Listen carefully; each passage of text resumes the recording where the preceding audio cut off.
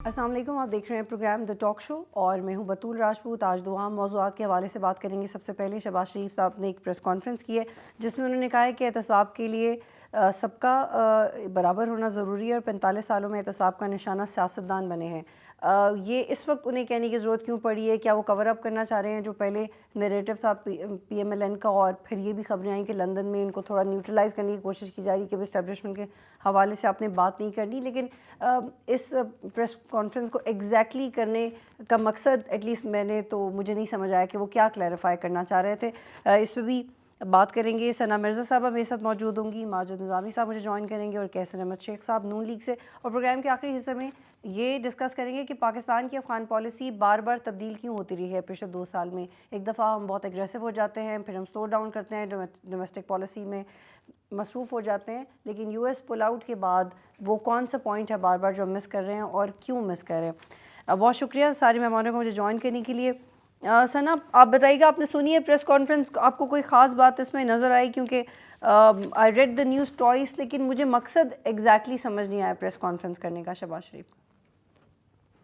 बहुत शुक्रिया बतूल आपका। देखिए, मैं कंप्लीट प्रेस कॉन्फ्रेंस तो इनकी नहीं सुन सकी, मैंने खबर सिर्फ उसकी देखी थी टू बी ऑनेस्ट। लेकिन एक दो चीज़ें थी जो मेरा ख्याल है कि इस हवाले से वाज़े उन्होंने की हैं, और क्योंकि ये सवाल बार बार पूछा जा रहा था, और ख़ास तौर पर जब उनकी मेडिकल रिपोर्ट आज जिस पे डिस्कशन शुरू हुआ सोशल मीडिया के ऊपर भी कि वो आज क्यों शाया की गई या उसकी ज़रूरत क्यों पेश आई, तो आई थिंक बहुत सी चीज़ें थी जो कि कन्फ्यूजन पैदा कर रही थी कि आया नून लीग में चल क्या रहा है। तो आई थिंक वो क्लियर करनी बड़ी ज़रूरी थी। बार बार ये बात हो रही थी कि मियां साहब शायद वतन वापस आएंगे, नहीं आएंगे। फिर जब इस रिपोर्ट के आने के बाद ये हुआ कि जी अब तो शायद बिल्कुल ही वतन वापस नहीं आएंगे। तो आई थिंक ये कंफ्यूजन थोड़ा सा उन्होंने क्लियर किया है कि देखिए, इन एनी केस उन्होंने वतन वापस आना है और नून लीग के पास वैसे भी कोई चॉइस नहीं है। अगर वो वापस नहीं आते हैं तो फिर नून लीग इंतखाबी मैदान में या इलेक्शन कैंपेन में उनके बगैर या उनके चेहरे के बगैर उतर ही नहीं सकती है। क्योंकि देखिए, जो वाज़ेह ग्रुप बंदी है उसको अगर मद्देनजर रखें नून लीग की, तो फिर वो शहबाज शरीफ साहब नहीं हो सकते वो शख्सियत, और मरीम नवाज साहिबा नहीं हो सकती जो कि नून लीग को इकट्ठा करें, उनके वोटर को घरों से निकालें, कारकुन को चार्ज करें, उनको मोबिलाइज करें। तो आई थिंक उन्होंने एक तो अपने कारकुनों को पैगाम दिया है, और आई थिंक ये जो अभी पिछले हफ्ता 10 दिन में 3-4 उन्होंने पॉलिटिकल एक्टिविटीज की हैं, कॉर्नर मीटिंग्स की हैं या जलसे किए हैं, उसमें कारकुनों की तादाद बड़ी पुअर थी। यानी इनके जो MNA MPAs या इनके जो लीडरान थे नीचे के टियर के, वो लोगों को बाहर निकालने में कामयाब नहीं हो सके थे, और लोग इस बात पर इनका मजाक उड़ा रहे थे कि ऐसी जगहों पे जहां पर इनके लिए क्राउड पुल करना कोई मसला नहीं होता था, वहां पर भी ये क्राउड को नहीं निकाल सके। फिर उसका जवाब खैर नून लीग ने ये दिया था कि ये तो कॉर्नर मीटिंग्स थी, इसमें इतने ज्यादा लोग होने जरूरी नहीं होते XYZ। लेकिन असल चीज ये है कि लोग उस तरह रिस्पॉन्ड नहीं कर रहे जिस तरह वो चाहते थे या जिस तरह वो एक्सपेक्ट कर रहे थे। तो आई थिंक उन्होंने ये चीज जरूर क्लेरिफाई की है कि जी नवाज शरीफ साहब ने वापस आना है, लेकिन वो तमाम तर बीमारियों तमाम तर मेडिकल मसाइल के बावजूद भी पाकिस्तान, सिर्फ पाकिस्तान के लिए आना चाहते हैं। और वो उन्होंने बड़ा क्लियर कहा है कि जी इसके ऊपर अब कोई डिबेट होने की कोई तुक नहीं बनती है कि मियां साहब ने आना है या नहीं आना है। ठीक तो है। आई थिंक ये वो ऐसा सवाल है जो कि सारे कारकुन, सारे लीडरान, सारी नून लीग की लीडरशिप बार बार पूछती है। तो इसलिए ठीक है, मेरा ख्याल है कि शहबाज शरीफ साहब को ये क्लैरिफाई करना पड़ा लेकिन कि लेकिन इसके फिर ऊपर डिबेट नहीं होनी एग्जैक्टली चाहिए। इसको आगे बढ़ाते हैं। माजिद निज़ामी साहब, आप समझते हैं कि ये क्लियर हो गया है, उनकी प्रेस कॉन्फ्रेंस के बाद क्लियर हो गया? जी, अभी तकरीबन 2 हफ्ते बाकी हैं 21 अक्टूबर में। तो ऐसा लग रहा है कि मुस्लिम लीग नून की जानिब से अपनी कैंपेन को आगे बढ़ाया जा रहा है। और जिस तरह यहाँ पर बात हो रही थी कि जो शुकूक व शुबहात थे कारकुनों के ज़हनों में या मीडिया पर जो बातें हो रही थी और जो इंडिकेशंस आ रही थी, उनसे लग रहा था कि शायद ऐसा मुमकिन ना हो। तो इसलिए एक बड़ी प्रेस कॉन्फ्रेंस आना बहुत ज़रूरी थी, और अगर वो मरीम नवाज साहिबा की तरफ से आती तो शायद उसका इतना इम्पैक्ट नहीं होता। साबिक वज़ीर-ए-आज़म नवाज शरीफ के भाई मियां शहबाज शरीफ जो हैं, जब वो प्रेस कॉन्फ्रेंस कर रहे हैं तो उससे मैसेज ये दिया गया है कि जिस ग्रुपिंग की या अंदरूनी इंतशार की बात की जा रही है पार्टी में, वो भी नहीं है, और पार्टी यकसू है और वो मियां नवाज शरीफ की वापसी के लिए तैयारियां कर रही है। तो मेरा ख्याल है कि इससे ये 2-3 मकासद को पूरा किया गया है, और ये बताने की कोशिश की गई है कि इस वक्त जितनी भी अफवाहें मार्केट में गर्दिश में हैं उन पे कान ना धरा जाए, और कारकुन बिल्कुल इस हवाले से यकसू रहें। और मीडिया को भी ये मैसेज दिया गया है कि अब हमारी तरफ से तैयारी मुकम्मल है। लेकिन चूंकि पाकिस्तान के सियासी हालात इस तरह के हैं कि उसके अंदर ऐन वक्त पर कुछ ना कुछ हो जाता है, इसलिए बहरहाल मेरा ख्याल है कि 21 तारीख तक जब तक वो पाकिस्तान नहीं आएंगे कुछ ना कुछ गपशप चलती रहेगी। इस प्रेस कॉन्फ्रेंस पे तब तक रिलाई कर सकते हैं हम 21 तारीख तक? जी, ये चूंकि साबिक वज़ीर-ए-आज़म की प्रेस कॉन्फ्रेंस है तो मैं तो इसको एक अहम प्रेस कॉन्फ्रेंस समझूंगा। और अगर ये किसी और लीडर की या साबिक वजीर की होती तो शायद उसमें अगर मगर आ सकते थे। अगर शहबाज शरीफ कह रहे हैं तो मेरा ख्याल है कि अभी मुस्लिम लीग नून का इरादा मजबूत ही लग रहा है। ठीक है। कैसर अहमद शेख साहब, आपके इत्तेहादी साबिक इत्तेहादी पीपल्स पार्टी, हम लोग पर्सनली भी मेरी बात हुई है, एक बड़ी अनसर्टेनिटी है। वो कहते हैं कि जी क्यों आएंगे नवाज शरीफ अपने आप को मुसीबत में डालने के लिए, क्यों आएंगे? ये क्यों है? आपको भी ऐसा फीडबैक आता है? ये क्यों है अभी तक ये राय आपके बारे में? देखिए ना, जो जिस किस्म का लोगों का रिस्पांस आ रहा है, मैं अभी एक हफ्ता अपनी कॉन्स्टिट्यूंसी चंडियोट में था और मैं परसों रात को वापस आया हूँ एक हफ्ता रह कर, और मैं वहाँ ऑर्गेनाइज करके आया हूँ अपने पूरे डिस्ट्रिक्ट में मुख्तलिफ जगह पे हमने मीटिंग्स की हैं और लोग बड़े पुरजोश हैं। देखिए, वक्त लगे ये नहीं है, लोगों में जो मौजूदा मुश्किलात है वो अपनी जगह पे, लोग तकलीफ में है, महंगाई है, बेरोजगारी है और जो सारे उनके रोजमर्रा मामलात हैं उनमें मुश्किलात हैं। लेकिन मियाँ नवाज शरीफ साहब को शिद्दत से लोग इंतजार कर रहे हैं। वो 3 बार प्राइम मिनिस्टर बने और जब भी वो प्राइम मिनिस्टर बने मुश्किलात थी, उन्होंने मामलात को बेहतर किया। और जब वो उन्होंने छोड़ा 2017 में तो उस वक्त डॉलर का रेट 105 रुपए था और ये महंगाई जो है वो कंट्रोल में थी, 5-6% फीसद महंगाई की शरत थी। और इसी तरह हालात जो है ना, जहाँ चीज़ों के निर्ख आपके सामने उस वक्त और आज का बहुत फर्क है। मैं ये नहीं कह रहा कि मियाँ नवाज शरीफ आएंगे तो एकदम सारे मामलात कोई जादू का उनके पास छड़ी है। हम सबको मिलके मेहनत करनी पड़ेगी। जी, लेकिन कैसर अहमद शेख साहब, एक सवाल करने का मौका दें। उन्होंने ये भी कहा है कि आवाम को मुल्क की मौशी बदहाली का मंसूबा वो खुद आके बताएंगे। तो ये मंसूबा वो शहबाज शरीफ को भी बता सकते थे जब वो वज़ीर आज़म थे। 16 माह में इस मंसूबे को इतना छुपा के रखने की क्या ज़रूरत थी? मंसूबा तो डेफिनेटली एक टाइम में ही बना होगा ना, 1-2-3 दिन में तो नहीं बनाया। तो ये एक सवाल है, इसका जवाब है। जी, वो बिल्कुल वो मंसूबा उन्होंने बताया, वो मिलजुल के, वो हमारी एक पार्टी की हुकूमत नहीं थी, वो 13 पार्टियों की कोलिशन गवर्नमेंट थी। ये पीपल पार्टी भी हमारे साथ थी और दूसरी जो JUI भी थी और दूसरी बड़ी सब पार्टियां भी शामिल थी। तो जो फैसले होते थे ना, वो कोई एक पार्टी का फैसला नहीं है। अगर लोग हमें मैंडेट देते हैं, जो इंशाल्लाह देंगे, हम पूरा हमें यकीन है, तो हमें फैसले करने की उसमें मौका मिलेगा। और ये जो फार्मूला बता रहे हैं ना, वो जब तक आपके पास पूरा मैंडेट ना हो, असेंबली में अक्सरियत ना हो, आप फैसले नहीं कर सकते। उसके बावजूद, क्योंकि उस वक्त मुल्क डिफॉल्ट हो रहा था, मैंने जब हमारी ये 16 माह की शुरू हुई तो 12 मई को ही, यानी शुरू में ही, मैंने बड़ी तफसील से कह दिया था कि हमारी मईशत, मैंने कौमी असम्बली में तकरीर की 25 मिनट की, उसमें ये कहा कि पाकिस्तान की मईशत वेंटिलेटर पे है, हमें बहुत मुश्किल है इस वक्त। आप अंदाजा कर दीजिए कि लेटेस्ट जो वर्ल्ड बैंक ने जो फिगर्स दिए हैं कि पूरी दुनिया में 66 करोड़ लोग गुर्बत की लकीर के नीचे हैं पूरी दुनिया में, और उसमें से पाकिस्तान के 9.5 करोड़ लोग गुर्बत की लकीर से नीचे हैं। हालांकि दुनिया पूरी में के हिसाब से हमारी आबादी 2% है दुनिया की, हमारे पाकिस्तान की, लेकिन गुर्बत जो है हमारे दुनिया का 14-15% हो गई है। तो इंतहाई दिगरगूं हालात हैं। जी, कैसर अहमद शेख साहब, अदम एतमाद से पहले आप लोग ये कहते थे कि हमारे पास कोई सोल्यूशन तो नहीं है, लेकिन इस वक्त नागुज़ीर हो गया है, इमरान खान को हटाना, तो हम आ रहे हैं, वो चले गए। फिर आपके पास अब ये रीज़न है कि 16 माह हमने इसलिए कोई डिसाइसिव एक्शंस नहीं लिए क्योंकि हमारे पास पूरी तरह मैंडेट था नहीं था। जी, मैंने देखा ना, वो जो इस हालत में छोड़ के गए थे, ये फिगर्स हैं, आप 4000 अरब रुपए का खसारा था बजट का जो छोड़ के गए। ये 2022 के जून में आप निकाल लीजिए, फिस्कल डेफिसिट उसको बोलते हैं, 4000 अरब रुपए का था।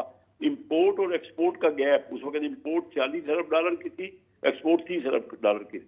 40 अरब डॉलर का जो ट्रेड डेफिसिट था, बड़े बुरे हालात छोड़ के गए थे। और जो वादे कर किए उन्होंने IMF से, उसको पूरा नहीं किया। यानी पेट्रोलियम लेवी को वो बजाय के रेट उसके मुताबिक करने के जो IMF से उन्होंने मुआहदा किया था, उन्होंने घटा दिए ताकि थोड़ी सी उनको पॉपुलैरिटी, चीप पॉपुलैरिटी मिल जाए। ठीक है कैसर साहब, यहाँ पे मुझे एक ब्रेक लेनी है, फिर वापस आते हैं।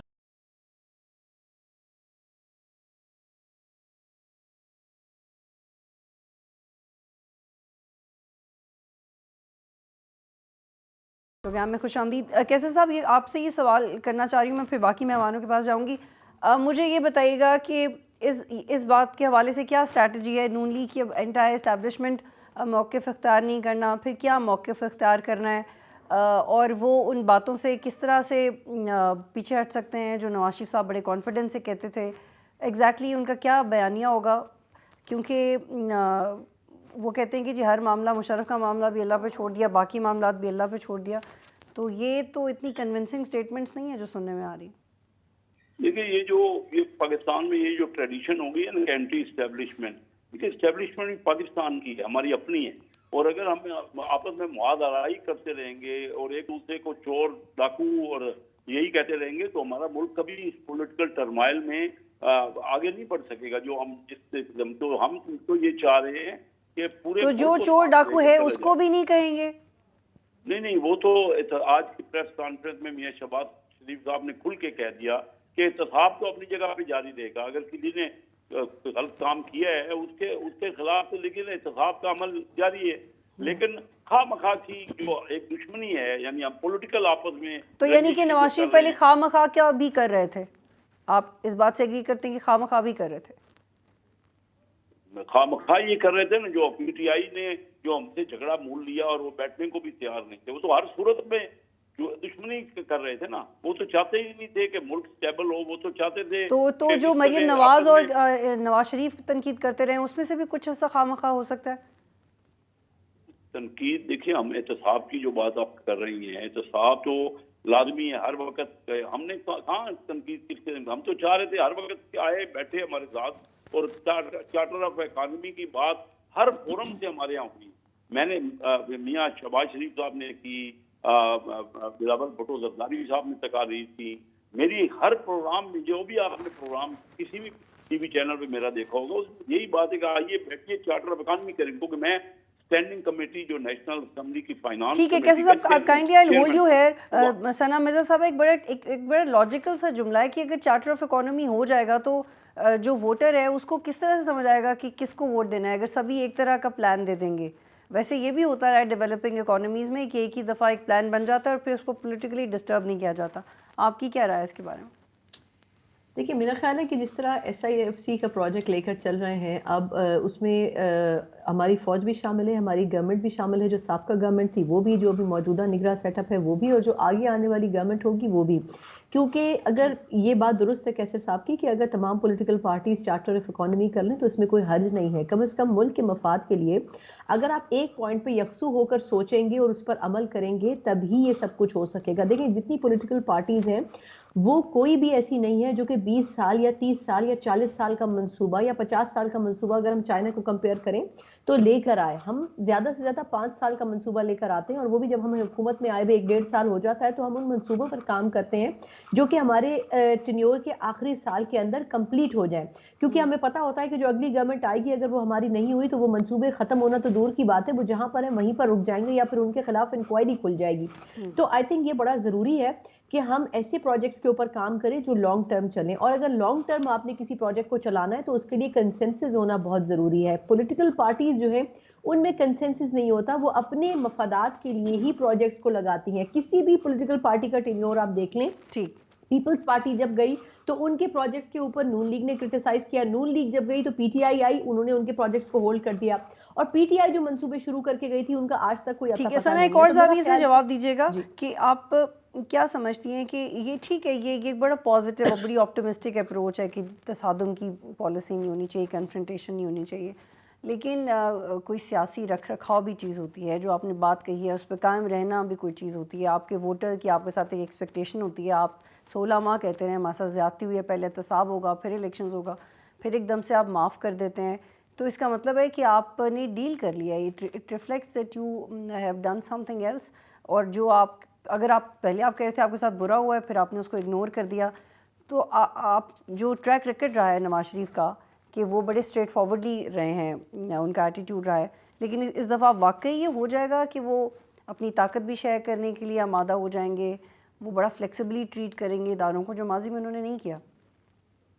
देखिए इस वक्त जो सिचुएशन है, मेरा ख्याल नहीं है कि मुस्लिम लीग नून अफोर्ड कर सकती है कि वो रेजिस्टेंस की सियासत करे, मुजाहिमत की सियासत करे, क्योंकि जो हालात है उसमें इन्होंने कोशिश की थी, जो एक महीना सोच विचार हुआ था और उसके बाद जो नैरेटिव मियां नवाज शरीफ साहब ने रखा था सहाफ़ियों के सामने लंदन में, उसमें उन्होंने एहतसाब की बात की थी। लेकिन आपने देखा कि फिर उस 2 रोज़ में जो पूरा क्रियोस बना, जो पूरा टेम्परेचर हाई बिल्डअप हुआ, उसके बाद नवाज शरीफ साहब को अपने उस स्टांड से बैकफुट पर जाना पड़ा और उन्होंने ये कहा कि नहीं, मैं मईशत के ऊपर फोकस चाहता हूँ। और फिर शहबाज शरीफ साहब हो गए, साग डार साहब हो गए, उनको ये कहना पड़ा उन लोगों को कि जी, कोई किसी ने कहा कि जी मामला अल्लाह के ऊपर छोड़ दें, किसी ने ये कहा कि नहीं जी, उनकी तरजीह जो है वो इंतकाम लेना नहीं है, बल्कि वो पाकिस्तान खुशहाली वापस लाने के लिए आ रहे हैं। तो आई थिंक ये मेच्योरिटी होनी चाहिए, पाकिस्तान पीपल्स पार्टी को इसमें क्रेडिट देना चाहिए कि सबसे ज्यादा तल्ख तजुर्बात पाकिस्तान पीपल्स पार्टी के साथ रहे हैं माजी में, लेकिन उसके बावजूद भी ये आगे बढ़ने का मशवरा इन्होंने नून लीग को भी दिया, सबसे पहले खुर्शीद शाह साहब ने, फिर दीगर उफका ने।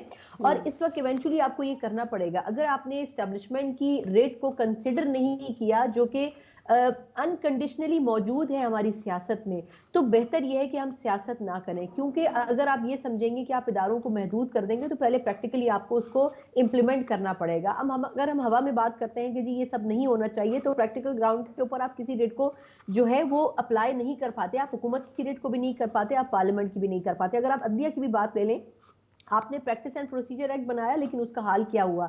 तो आई थिंक हमें ये समझना पड़ेगा कि हमें इदारे, चाहे वो एस्टेब्लिशमेंट हो चाहे वो अदलिया हो, उनको साथ लेकर चलना है। लेकिन अगर आप मुजाहिमत की सियासत की तरफ जाएंगे, तो फिर आप वापस माजी में वहीं पहुंच जाएंगे जहां पर आप खड़े थे।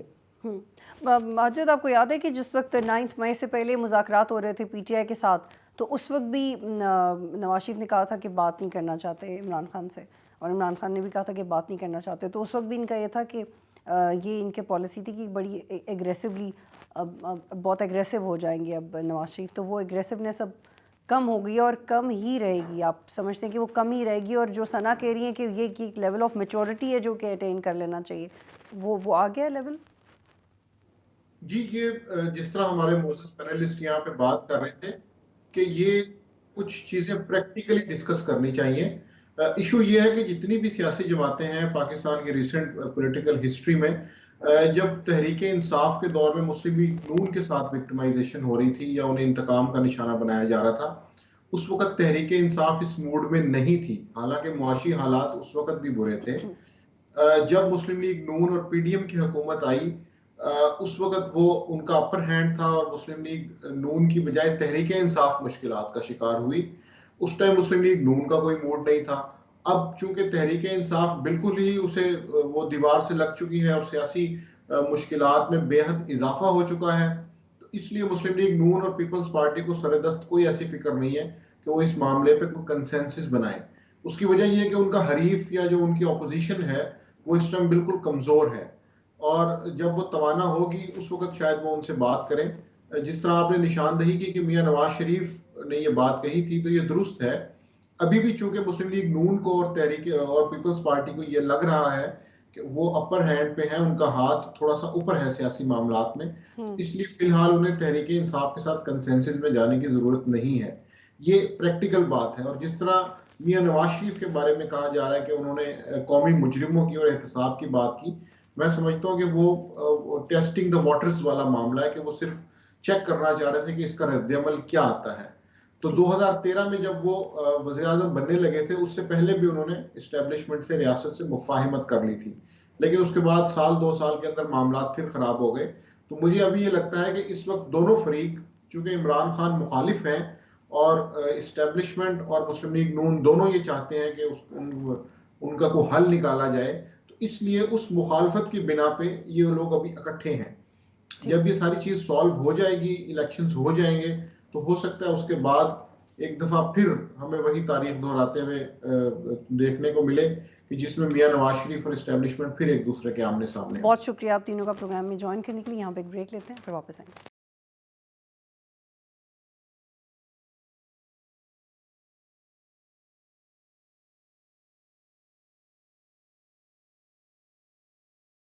प्रोग्राम में खुशामदीद। इस वक्त ब्रिगेडियर गजनफर अली साहब मेरे साथ मौजूद हैं, डिफेंस एनालिस्ट, और अकील यूसुफ साहब सीनियर जर्नलिस्ट KPK में बड़ी ज़बरदस्त स्टोरीज़ करते हैं, मेरे साथ मौजूद हैं। बहुत शुक्रिया आप दोनों का। ब्रिगेडियर साहब, क्या पाकिस्तान की अफगानिस्तान को लेकर पॉलिसी बार बार तब्दील होती रही है US पुल आउट के बाद, और अब एक वाज़ेह शक्ल इख्तियार कर गई है, और जब भी तब्दील हुई है या हमने एक ही रखी है, हम we could not gain the confidence from the other side. लेकिन अब आपको लगता है कि अफ़गान महाजरीन को वापस भेजने या इस हवाले से कोई वाज़ेह पॉलिसी अफ़गान तालिबान डाइजेस्ट कर पाएंगे? बहुत बहुत शुक्रिया रसूलुल्लाह अनवारी। देखिए, ये जो पॉलिसी है ना, इसके दो टेंजेंट, दो चीज़ें इसके अंदर। ये जो अभी अनाउंसमेंट हुई है हुकूमत की तरफ से कि जी अफगान के जो जिसको आप अफगान महाजरीन से रिलेट कर रहे हैं, उसमें ये कहा गया कि जितने इलीगल लोग पाकिस्तान के अंदर रह रहे हैं बगैर डॉक्यूमेंट्स के बगैर परमिशन के, उनको वापस भेजा जाएगा। अब उसमें ये तो हर मुल्क का एक असूल है, तो पाकिस्तान का निराला असूल तो है नहीं। आप मुझे बताएं किसी मुल्क में आप बगैर डॉक्यूमेंट्स के, बगैर पासपोर्ट के, बगैर आईडी कार्ड्स के, बगैर प्रॉपर डॉक्यूमेंट्स के रह सकते? नहीं रह सकते। तो अगर ये चीज़ अनाउंस की गई है तो ये उस पॉलिसी ताल्लुक नहीं रखती, क्योंकि जो अफगान महाजरीन वाली पॉलिसी है ना, जो पाकिस्तान के अंदर उस वक्त से रह रहे हैं जिस वक्त से सोवियत यूनियन ने अफगानिस्तान में आई और फिर अमेरिका ने जाके वहाँ पर लड़ाई शुरू की थी पाकिस्तान के साथ मिलके, उस वक्त लोग वहाँ से निकल के आए थे और बहुत बल्क में आए थे, और वो पाक एक जगह पे रेस्ट्रिक्ट नहीं किए थे, वो पाकिस्तान के तमाम शहरों में फैल गए थे। और कन्वर्सली आप ईरान को देखिए, ईरान में भी लोग गए थे, लेकिन ईरान ने एक एरिया स्पेसिफाई कर दिया था कि आप लोग इधर रहेंगे, यहीं आपको स्कूल, यहीं आपको मेडिकल, यहीं आपको दुकान, यहीं आपको दूध, यहीं आपको घी सब मुहैया किया जाएगा। वो उधर ही रहते रहे। दे डिडंट गो टू अपना उनके जो पिछले तेहरान या मशहद, वहाँ तक उनका इन्फिल्ट्रेशन नहीं हुई। पाकिस्तान में तो आप शुरू हो जाइए, पेशावर से चले जाइए कराची तक, हर जगह आपको अफगान महाजिन जो है वो रहते नजर आएंगे। अब वो जो पॉलिसी है वो लिंक है यूएन की पॉलिसी, क्योंकि यूएनओ ये कहता है कि जी आप वो जो महाजिन आ गए हैं उनके अंदर एक क्लॉज वो कोड करते हैं कि जी आप उनको वो जब जाना चाहेंगे तो जब उनको आप भेजेंगे। तो वो, लेकिन ये जो लोग अभी जब अफगानिस्तान के अंदर जो हमला हुआ, वो जब तालिबान की हुकूमत आई थी, उसके बाद आपको पता है कि 1.7 मिलियन के करीब जो है कह रहे हैं कि जी अफगान 1.73 मिलियन लोग जो हैं वो अफगानिस्तान से पाकिस्तान में आए थे और उनके पास कोई डॉक्यूमेंट्स मौजूद नहीं थे। वैसे तो आपको पता है लोग अगर अफगानिस्तान से पाकिस्तान में लोग ट्रीटमेंट के लिए भी आते हैं, परचेजेस के लिए भी आते हैं। बेर साहब, आप kindly I please hold you here. कि यूसुफ साहब, इस हवाले से एक सवाल ये भी है कि ऐसा नहीं हो पाएगा, और जो अफगान शहरी पाकिस्तान में हैं किसी भी वजह से, या जो ऑलरेडी सेटल्ड हैं, पुराने हैं, उनके हवाले से ये कार्रवाई इतनी सख्तगीर नहीं होगी। आपकी इसके बारे में क्या राय है? क्या इससे पाकिस्तान पीछे हट जाएगा किसी भी ह्यूमैनिटेरियन ग्राउंड पे या किसी और वजह से? बहुत शुक्रिया। मेरे ख्याल में अब की हमारे पास न तो महाजरीन के बारे में कोई जामे पॉलिसी है और न ही अफगान पॉलिसी हमें कोई नज़र आ रही है। जो हमने देखा भी कि जो 16 महीने की हुकूमत थी शहबाज शरीफ साहब की, उसमें हमारे पास बिलावल भुट्टो जरदारी और हिना रब्बानी करजे से अहम और बाखबर और खासकर मिलिटेंसी के हवाले से या क्रॉस बॉर्डर टेररिज्म के हवाले से अवेयर जो मिनिस्टर थे, उन्होंने भी कोई अफगान पॉलिसी वज़ा करने में कामयाबी हासिल नहीं की। 2 साल हो गए हैं, अभी तक हमें ये पता नहीं है कि अफगान अबूरी हुकूमत हमारी दोस्त है या हमारी दुश्मन है। अभी तक टीटीपी की इशू पर जिसने पाकिस्तान के अंदर गुज़श्ता 2 बरसों के दौरान या 2.5 बरसों के दौरान तकरीबन 2600 हमले किए हैं, उसके बारे में भी हमारी तवक्कुआत पर अफगान हुकूमत पूरी नहीं उतरी। मगर हमारे पास 1 महीने पहले तक, जब से ये एपेक्स कमेटी उसके इजलास नहीं हुए थे, हमारी पॉलिसी ये नहीं थी, हम इबहाम का शिकार थे। अब भी आप देख लें कि अगर अक़वाम मुत्तहिदा के चार्टर को देखा जाए या पाकिस्तान, और जिस तरह ब्रिगेडियर साहब ने कहा भी कि ये तो 78 से होकर आए हैं, तकरीबन 40 साल से ज्यादा का अर्सा हो गया है। मेरे ख्याल में जो रजिस्टर अफगान मुहाजिरीन है उनके बारे में ये वाला कानून या ये जो हमारी ख्वाहिश है, ये कानून लागू नहीं होता, इसलिए कि एक इंटरनेशनल इशू है। 1 हफ्ते पहले मेरे ख्याल में जापान ने $2 मिलियन का एड भी दिया है अफगान मुहाजिरीन के लिए। तो मेरे ख्याल में इसको 2 कैटेगरीज में तकसीम करने की जरूरत है। एक तो ये कि जो लीगल अफगान मुहाजिरीन है उनके साथ अलग ट्रीटमेंट की जाए, और जो इलीगल है, और ये भी पूछा जाए, बतूल देखे कि ये जो लोग इलीगल लाखों की तादाद में इधर रह रहे हैं और कारोबार भी कर रहे हैं और उन्होंने मार्केटें भी बनाई है, वो ट्रांसपोर्ट से भी वाबस्ता है, उन्होंने प्लाजे भी बनाए, तो इनको किसी ने इजाजत तो दी होगी ना। हमारे और आपका शनाख्ती कार्ड तो नहीं बनता, उनको पासपोर्ट मिले हैं, उनको कारोबार की नसूख मिले हैं। तो मेरे ख्याल में हुकूमत पाकिस्तान को इसमें जज्बातीपन का मुजाहिरा नहीं कि आज की जो खबर है वो ये है कि हुकूमत पाकिस्तान और हुकूमत अफगानिस्तान जो अबूरी हुकूमत है उनके दरमियान लेकिन एक जी डील अकील यूसुफ फाइनल साहब, हो गई आप बिल्कुल है। सही बात कह रहे हैं, लेकिन माजी में हामिद करज़ई और अशरफ गनी की हुकूमत और उससे पहले भी वो पाकिस्तान से दरख्वास्त करती रही कि वापस ना भेजें। वो बार बार ये दरख्वास्तें करती रही कि वापस नहीं भेजें। नहीं, वो तो हमारे दुश्मन थे ना, हमने उनको दुश्मन डिक्लेयर किया था, इंडिया का एजेंट डिक्लेयर किया था, अमेरिका का एजेंट डिक्लेयर किया था। ये जो अभी इस वक्त अफगानिस्तान में बैठे हुए तो हमारे दोस्त हैं, इनकी वजह से हम बदनामी उठाते आ रहे हैं, तो ये भी ताउन नहीं कर रहे हैं ना। अभी तो अफगानिस्तान में हालात इस तरह के नहीं है कि उनको वहां पर भेजा जाए। देखना चाहिए कि एक मुनासिब रास्ता कौन सा होना चाहिए, और मेरी जो मालूमात है उसके मुताबिक एक पेशरफ्त हुई है तिब्बत में और इस्लामाबाद में, जो दो ममालिक या दोनों हुकूमतों के नुमाइंदों की बातचीत हुई है कि उसके मुताबिक टीटीपी के खिलाफ अफगानिस्तान के अंदर अफगान हुकूमत कार्रवाई करेगी और यहाँ पर हम अफगान मुहाजिरीन जो रजिस्टर है उनको रियायत देंगे। तो अगर इस तरह का कोई फार्मूला सामने आता है तो अच्छी बात है। ठीक, यानी कि बायलैटरल ऑपरेशन जैसे पहले भी होते रहे। एक और एंगल है ब्रिगेडियर साहब कि पाकिस्तान में ये राय पाई जाती थी कि अगर अफ़गान तालिबान की गवर्नमेंट आती है तो पाकिस्तान के लिए आसान नहीं हो जाएगी और टीटीपी के ऊपर अफ़गान तालिबान की गिरफ्त आसान हो जाएगी और सिक्योरिटी वाइज मामला बड़े बेहतर होंगे। लेकिन पिछले 2 साल में और रिसेंटली जो मामला हैं वो इसके बिल्कुल बरक्स हैं। इस वजह से भी ये अपॉर्चुनिटी है जिसके ऊपर पाकिस्तान हरगिज़ इसको नॉन सीरियसली नहीं लेना चाहता और एक वाज़ेह पॉलिसी बनाना बहुत ज़रूरी हो गया। देखिए, कल एक रिसेंटली एक यूएन की एक कमेटी है जो टेररिज्म को दुनिया में मॉनिटर करती है और उसके कॉजेज और उसके रीजंस जो है उसके ऊपर रिपोर्ट्स बनाती है। उन्होंने अपनी एक रिपोर्ट जो है वो यूएन सिक्योरिटी काउंसिल में पेश की है कोई 4 दिन पहले, और वो रिपोर्ट ये कहती है कि जी अफ़गानिस्तान के अंदर टीटीपी का और अलकायदा का गठजोड़ हो रहा है और जो अमेरिकन वेपन्स हैं वो तकसीम किए जा रहे हैं, जो अमेरिका ने वहाँ छोड़े थे वो इन दहशतगर्द ग्रुपों के हाथ लग रहे हैं। उसके अंदर वही कहते हैं कि पाकिस्तान के जो खदशात हैं इस दहशतगर्दी के हवाले से और तालिबान की दहशतगर्दी के हवाले से, वो जो लफ्ज़ उन्होंने इस्तेमाल किया है वो मैं इस्तेमाल कर लेता हूँ अंग्रेज़ी में।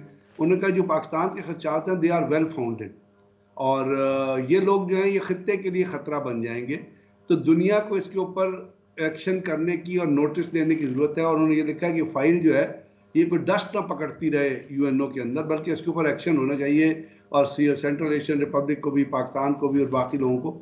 अब ये वो चीज़ है जिसको हम अगर कहते हैं, जब हम कहते हैं कि जब वहाँ सरजमीन इस्तेमाल हो रही है तो वो कहते हैं कि आप तो गलत कह रहे हैं। आप तो अब एक और ऑस्ट्रेलियन जर्नलिस्ट हैं, उन्होंने एक रिपोर्ट कंपाइल की है और वो फॉरेन पॉलिसी मैगजीन में छपी है और उन्होंने कहा है कि जी अफगानिस्तान की हुकूमत जो है उसकी हेडिंग ये है कि Afghan government is the new weapons dealer, arms dealer उन्होंने कहा। यानी अफगान हुकूमत जो है वो आर्म्स जो है वो उसकी डीलर है और वहाँ पे एक M4A1 राइफल जो है वो $2400 की बिक रही है और NVGs जो है वो $500 से $1000 की बिक रही है और जो अफगान की हुकूमत बेच रही है। अब ये तो सिचुएशन ग्राउंड पे ये है। अफगान ने कमिट किया था इस तालिबान ने कि हम अपनी सरजमीन इस्तेमाल नहीं होने देंगे। अब वो सरजमीन इस्तेमाल हो रही है या नहीं हो रही है ये आप इन 2 रिपोर्ट्स की बैकग्राउंड में खुद ही अंदाजा लगा लीजिएगा। और पाकिस्तान के अंदर जो दहशतगर्दी के वाकयात बढ़े हैं जब से ये हुकूमत अकील यूसुफ साहब शॉर्टली इस बात पे कमेंट कीजिएगा। एक तो जो 2 मिसालें ब्रिगेडियर साहब ने भी दी हैं और इसके पर्सपेक्टिव में तो पाकिस्तान बिल्कुल भी फॉर ग्रांटेड नहीं ले सकता और शायद ह्यूमैनिटेरियन ग्राउंड्स पे भी एड्रेस करना मुश्किल हो जाए अगर यही बात 100% है जो ब्रिगेडियर साहब कह रहे हैं।